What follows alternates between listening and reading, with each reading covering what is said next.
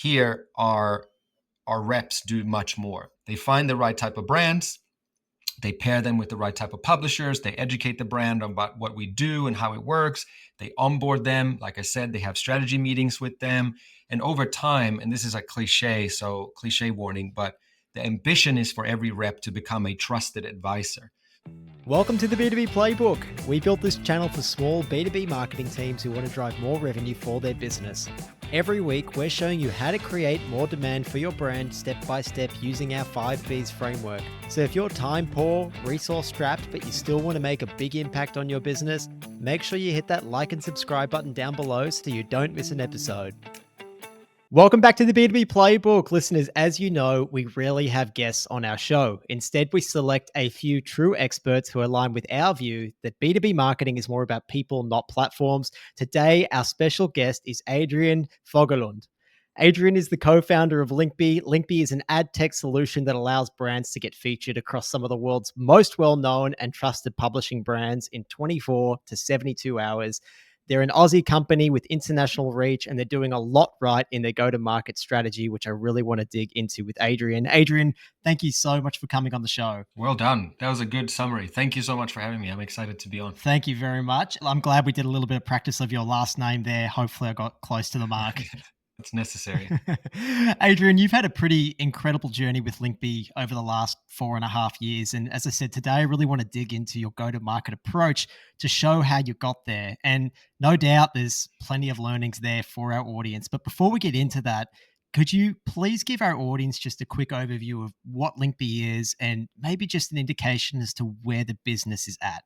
Yeah, that's an easy one. So for a brand, for an advertiser, imagine having the ability to take your brand and being featured in the most premium digital spaces available. So imagine working with the likes of Elle, Marie Claire in Australia, the likes of Broadsheet, Pedestrian Group, Urban List, you name it, Daily Mail, 7, 9, and having those outlets all create dedicated full-length articles about you and your brand and talk about your USPs, talk about why they love the brand. So traditionally, that's a big awareness play. It's kind of best effort. You can either go through PR, or you can go directly working with a specific publisher.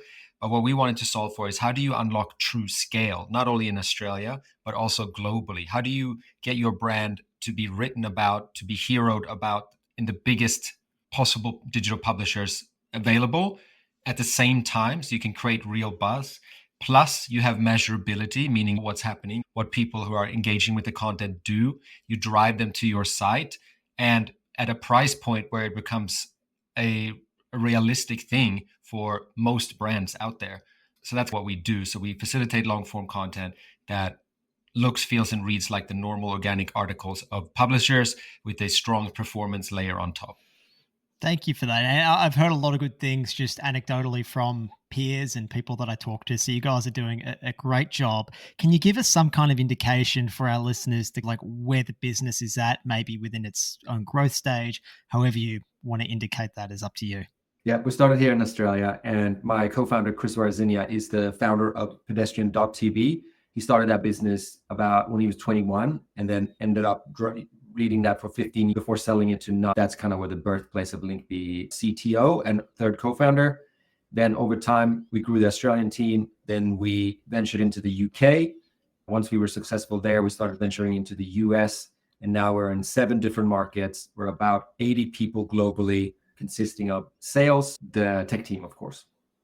Wow. So a lot has happened in 4.5 years, and hopefully we're going to uncover some of that during this conversation as to how you've got to that scale already and what you guys did internally to do that. But just to take a higher level approach to begin with, Linkby, as you said, it's a two-sided marketplace. You've got the publishers and then you've got the brands who want things published. I want to hear about the early days of that and how you overcame that chicken and egg problem there of either onboarding the brands or the publishers. So how did you get those first handful of brands and customers to Linkby? Yeah, so that's a good question because we were nervous about that as well. It is just truly a chicken or egg problem to solve.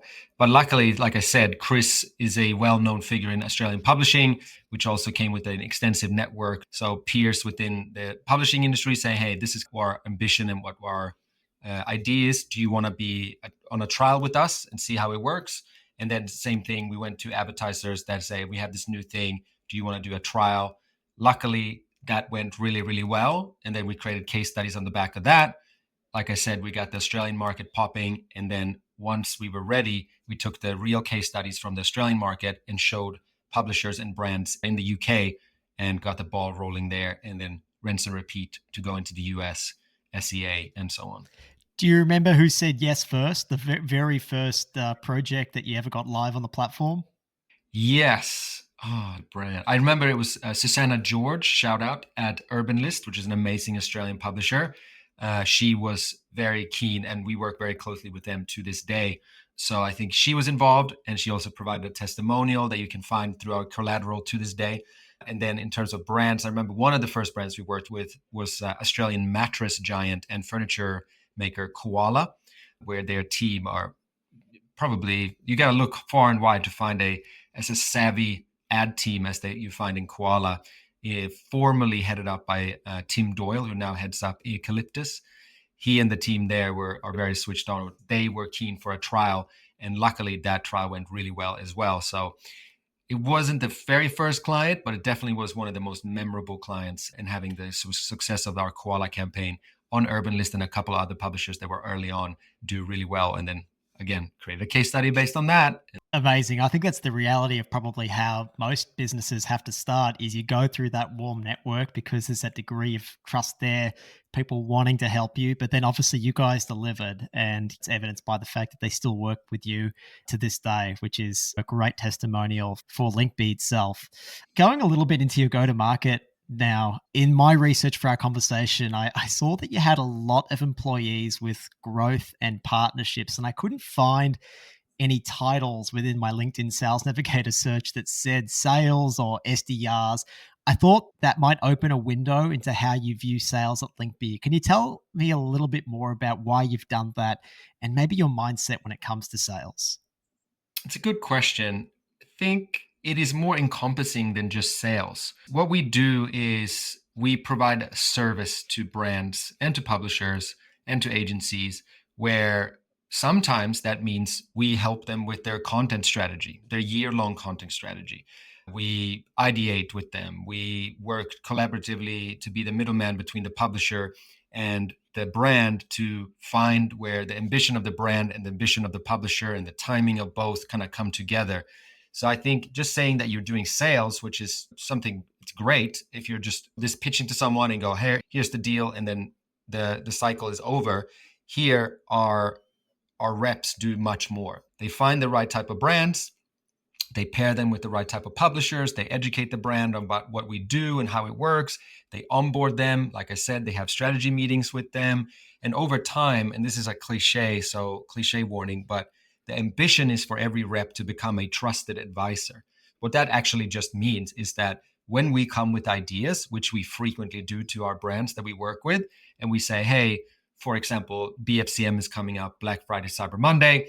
It's like super hard to get into. It's the busiest period of the year by a long shot. Here's our strategy on how to get you in front of this American publisher, this UK publisher, these Australian publishers, to ensure that when people are shopping for BFCM online, you stick out of that noise as a brand and you really get your money's worth. So that's another good example of how we can strategically help brands, but there's endless. So just slapping sales on it feels it's not enough. They do more for their clients than just the sales component, which is a part of it, but there's much more that happens after the point of sale, so to speak. I'm a huge fan of that consultative approach because it builds so much trust. And it means, as you said, the recommendations that you're providing are actually relevant to that person. You're trying to help them succeed in their role and hit their own KPIs. And then, of course, Linkby is part of that. Like, you insert yourself in the right place in that conversation. But to find people who do that, I mean, you can't just go and find any old salesperson and expect them to have that industry knowledge. Did you go about strategically hiring people from the industry who had that knowledge, or have you approached that? Yeah, it's a really good question. I think there was a mix of both in the beginning, but as we've grown, we are now definitely hiring people with tangible experience within the field we're in, which can vary. The media industry, publishing, people who have proven sales track records as well is usually a very good thing to have when you step into a role like this.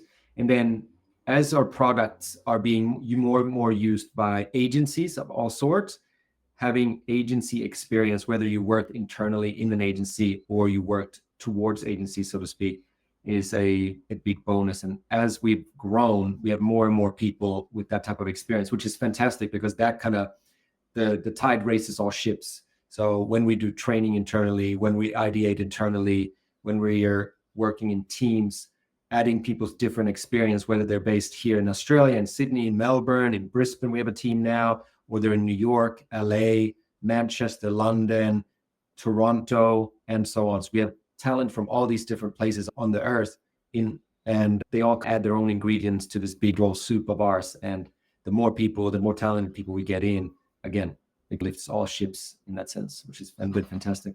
It's a huge advantage being able to have that. And from the customer's point of view, it makes the experience so much better. Was there a moment where you realized personally that was the right way that a sales function should perform more as a trusted advisor? Because it's in stark contrast to everybody else out there in the tech SaaS world who is obsessed with this predictable revenue model where you split out an SDR and an AE function. The SDR is truly trying to book meetings. A lot of those meetings fall over, and sometimes the ones that do just make no commercial sense for anyone, resulting in really a way less efficient acquisition system, I think. But was there a moment where you just personally, along your own career, realized that this is the way you want to do it versus that predictable revenue model?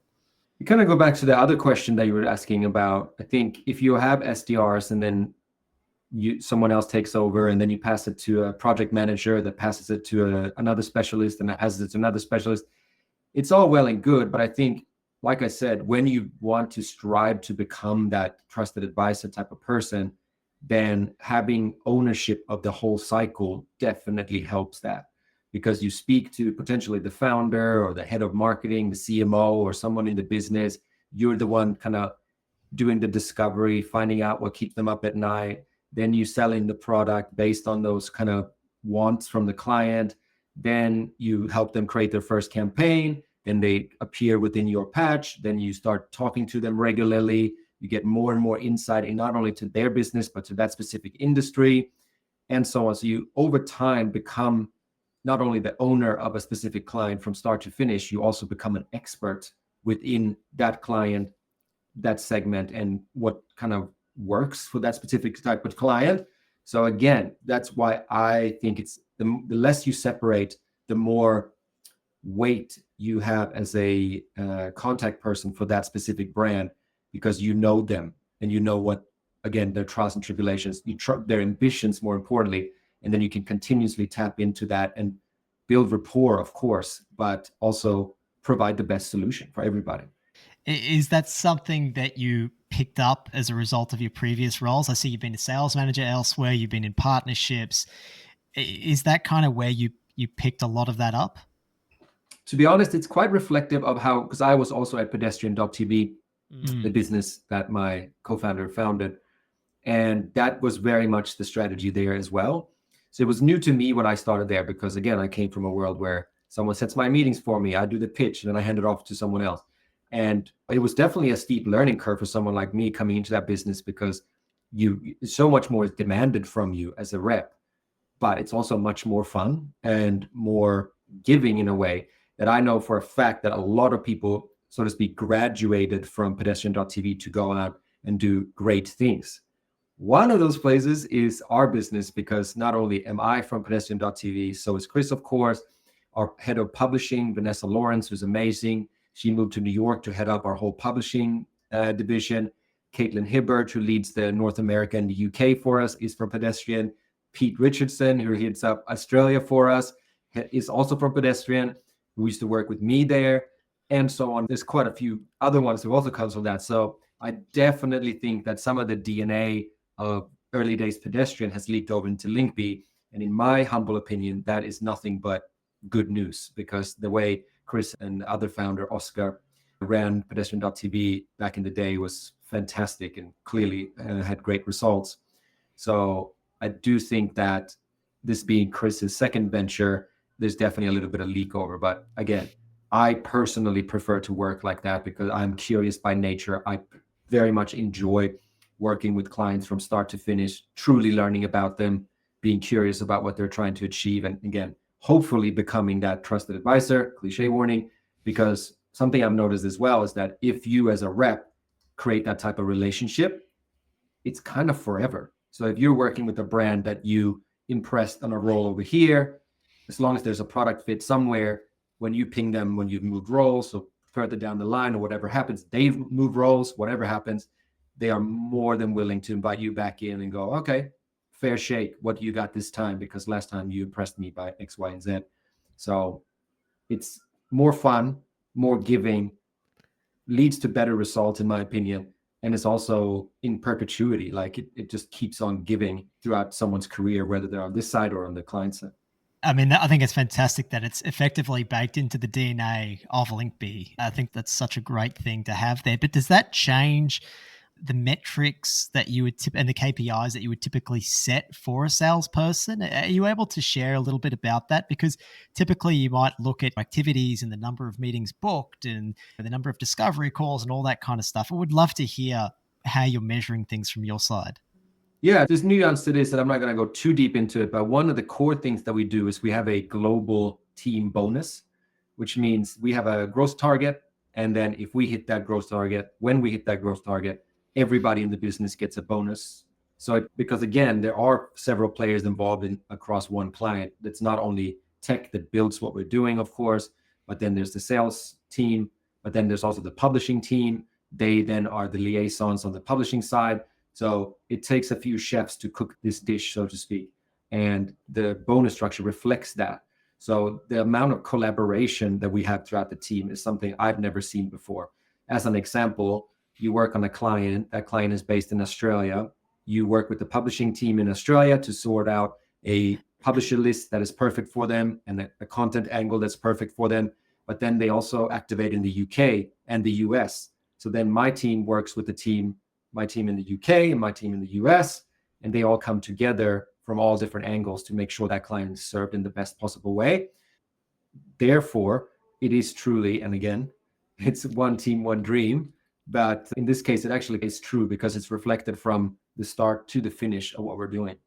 Yeah. On top of that, I guess marketing plays a role too in making people familiar with the brand. You can use marketing to help educate people there as well. Are they part of that global team bonus as well? Is it for the whole team?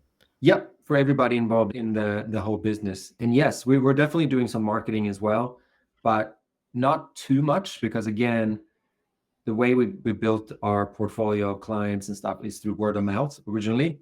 That's not saying that we started to experiment with some ads.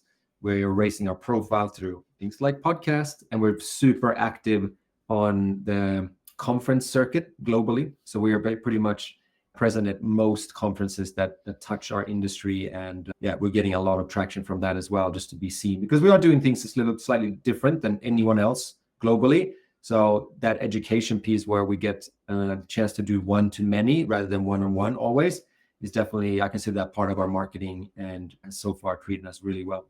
And that was what I wanted to get into next was, look, Linkby does take a little bit to wrap your head around it just because it's a new product. I think once you get it, you really get it.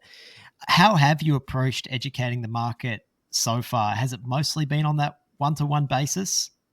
Yeah, mostly. I'd say that's definitely a number one source. But like I said, there's been a few articles written about us, which is great. When we make big moves, when we work with new financiers and stuff like that, that usually results in quite a lot of traction within the industry publications and so forth.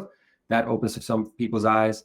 Like I said, we've done plenty of podcasts. We've done plenty of conferences where we get on stage and have keynotes. And then we've run a few ads. And then referrals is a big one for us as well, because for example, there's a lot of specialist communities out there. One example is the ecommerce equation here in Australia, ran by a guy who's great at anything Facebook marketing and social marketing. His name is Jay Wright. When we work with people like that, he has hundreds of clients in his portfolio, and then they have a potential suggestion that Linkby can be good to solve for XYZ. And then that kind of starts the word of mouth on scale, but then also working closely with our onboarded clients, which are in the thousands now, and then working with people that they know, because most of the time clients are very excited about the results that they get from us, which means that it's not a far stretch to ask them if they have like-minded individuals in their network that could benefit from our services, which most of the time they have. So working your way in with communities like the e-commerce equation sounds like a great strategy, because all of a sudden you can reach so many potential customers all at once, and you're getting validated by the organizer of that community, what was his name? Jay? By Jay. That's a strategy that we often recommend to clients, but it does take some relationship and trust building there as well. Is that something that you are doing personally as the founder? Because one of the issues we have if we recommend this to a marketer is the marketer is not necessarily the subject matter expert in their business. And so it can be a little harder connecting with that organizer of that community. Is that something that you're doing personally, or that the leadership team are doing personally to form these relationships?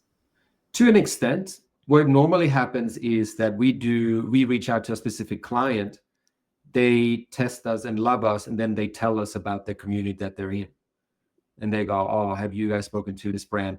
When we do outreach, if we know that a brand is in a specific community, then again, letting it leak over to other brands within that community is fairly easy. So it usually comes from there. I've done a few outreaches myself to leaders of that. And again, that is a very easy conversation to have once we've worked with one of their brands and those brands are told them about us, because then they hear from both angles. And then, yeah, it makes a lot of sense to try Linkby if you are that type of brand as well. So it's not, you don't have to twist people's arms too much, which is a great position to be in. Yeah, and to encourage them as much as possible, do you try and form like an official partnership where there's a referral kickback or anything like that? Not really, because again, we haven't really been needing one. Where we work with PR agencies is an interesting one, because what we do is performance PR in a way. It's not really limited to that, but that's a terminology we use sometimes. Many times I've presented to PR agencies and they have a little bit of a scared look on their face when we initially tell them what we do, because they think it might infringe on what they do. But it doesn't take long to figure out that, hey, this is a silver bullet solution for you and the team. Once you've gotten all the organic coverage that you can possibly get, if you have some KPIs that you need to hit for your clients still left on the table, we can create a couple of quick briefs, and without a doubt, you will smash those KPIs out of the water. So giving teams like that a silver bullet solution like Linkby has been very popular. So now we work with most PR agencies in that sense. So again, it's about building that relationship, educating them how it all works, and then capitalizing on that.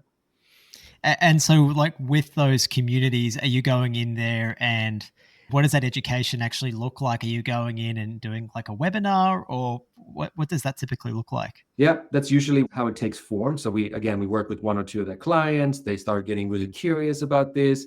It's a bit of a value add as well, because the way we work with affiliates, for example, we work with all the big affiliates from Rakuten to Awin to Partnerize and all the ones in between, where we also help their clients become more sticky, because now they have all their content needs in one place.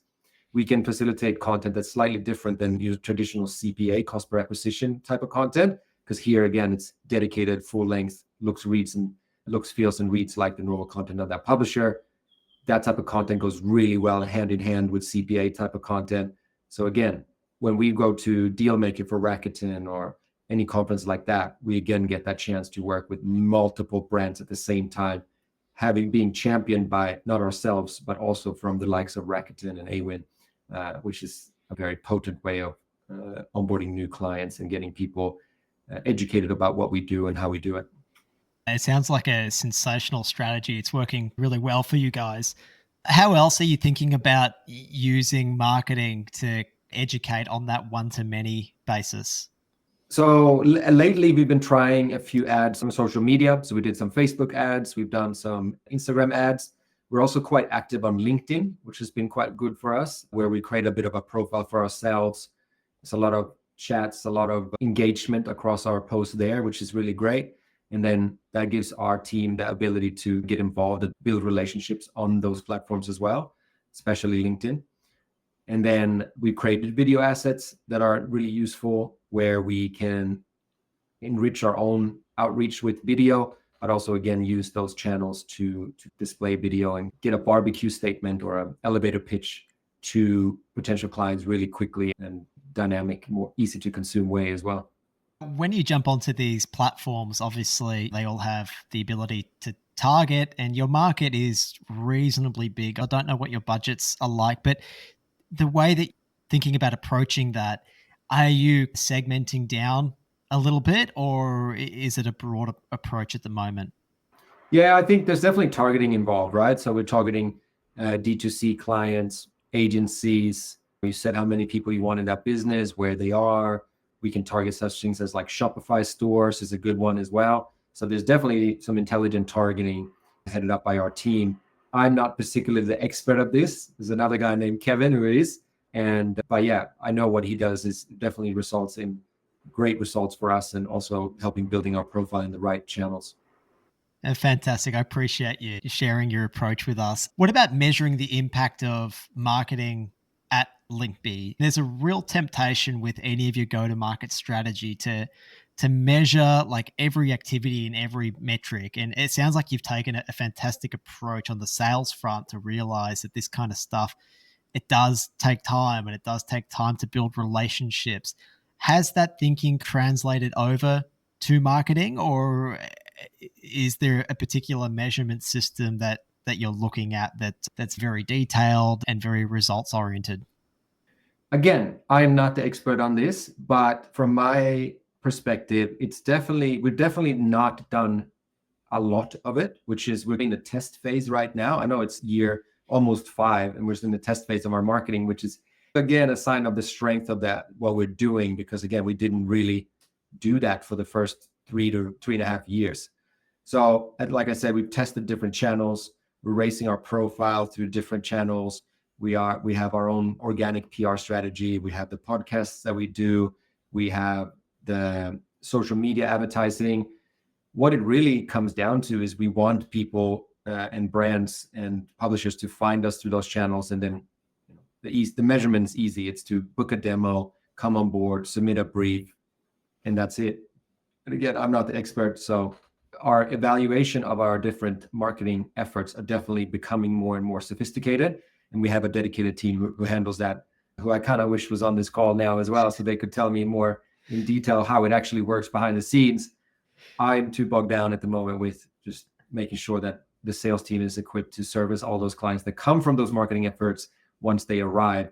How we're measuring the success of every individual channel, TBC. I am not 100% sure.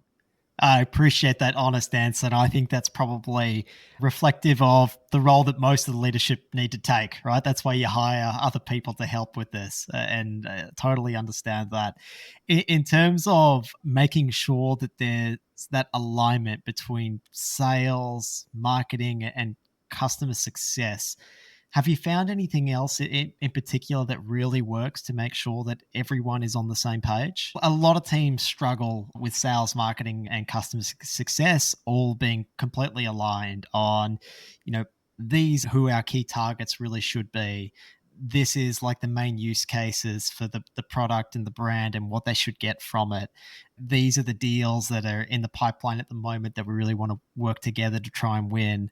And then on the customer success side, like making sure that there are feedback loops from customer success towards sales, if there's any additional insights there, customer success through to the marketing team, and maybe through to product as well, just to get some kind of an idea as to how you guys view that, and if you have those kind of feedback loops in place. There's definitely a feedback loop in the sense of if we're targeting, when we're using that type of targeting that we discussed, what type of clients come to the table? How are they in terms of conversions? Are they ready for this Linkby journey? Are they big enough to do something like this?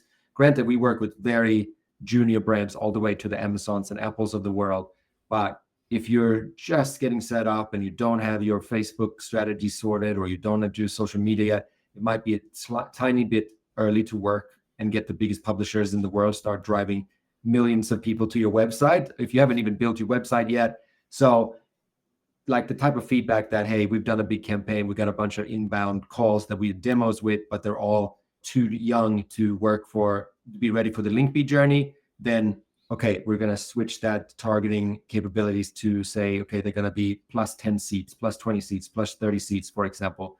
So there's definitely a one-to-one or a feedback in terms of, are the efforts that we're putting in from a marketing perspective yielding in the right type of meetings with the right type of brands. But that said, we started out pretty aware of what we were looking for. And when it comes to agencies, for example, we're doing a big push for that at the moment. We know what works because we've worked with so many different clients, so many different agencies by this stage, that it's not much guessing work required. I think the guessing work comes from which platform are we using. So same thing there. If we're using the likes of Facebook, and what we find is that the quality of meetings that are coming through aren't as hot as we wished, but on LinkedIn, it might be a different story. The team definitely lets us know so we can adjust not only the budgets and where we spend them, but also the communication and how we're setting it up so that people come into the demo with the right expectations. So all in all, yes, there's a big feedback loop to what is working, to what extent is it working, and how efficient is it, so that the marketing team and the people that head up that know exactly what's happening on the factory floor, so to speak. Yeah, you guys clearly have product market fit there. I think that the success that you're having selling into communities, I think it is such a strong case for that as well, and just how rapidly the business has grown. Is there anything else that you'd like to share about maybe what's next for Linkby's go-to-market that you're particularly excited about? Yeah, one product. So we have a few products. So we have a CPC product. We have a CPM, cost per thousand based product. So if it's awareness, the way that works is you can have one budget. You can be across, say, 40 different publishers, all doing individual articles, writing about whatever brand news you have. That one's called PubFeed, very popular in the agency landscape. You can amplify any brand message, like you said in the beginning, overnight if you want to. So there's nothing really like for that one, which we're quite excited about. But the newest, shiniest toy in the garage is definitely what we call reverse pitching, which means that as a brand, there's no cost to signing up to the platform, no membership fees, no retention cost or anything. So completely for free, you can sign up to the platform, enter your brand details, and then the publishers then have the chance to pitch back to you. So we flipped it on its head.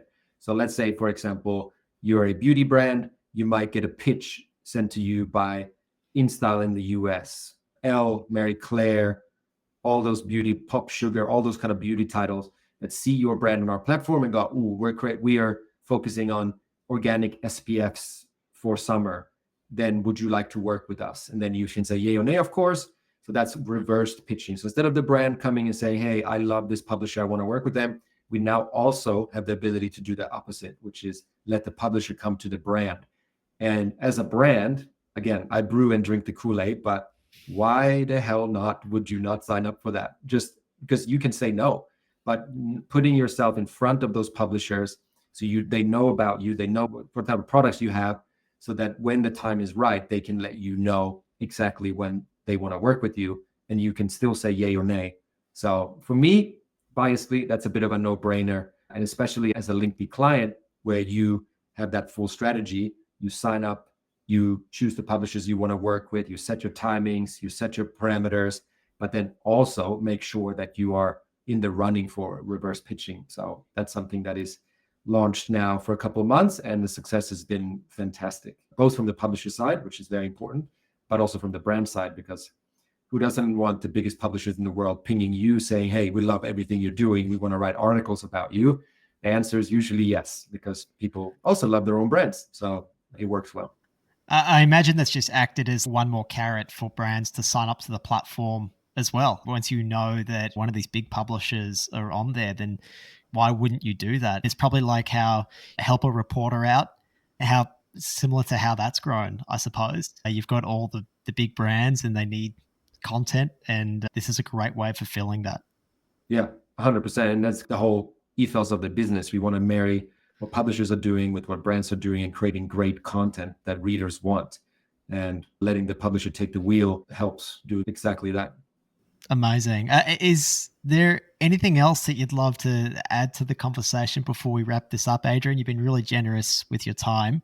Yeah, is there anything else that you'd like to say before we finalize the conversation? Sure. I can end on, if anyone who's listening is curious at all, if you're in the industry, I always say you're always obligated to speak to us to know what's out there, because what do you have to lose? So seek us out, get a demo, so then at least you know that, okay, there is a completely new way to do content here in Australia, in the UK, in the US, and our other markets. And to incentivize anyone who's curious even further, we've actually created a discount code called Playbook. So Playbook, all caps, and then you get 10% off your first campaign as well. So if that isn't initiative enough, I don't know what is. So definitely jump on that. But all jokes aside, get a demo in, which takes 20 minutes tops, and then how to do content in a better way globally.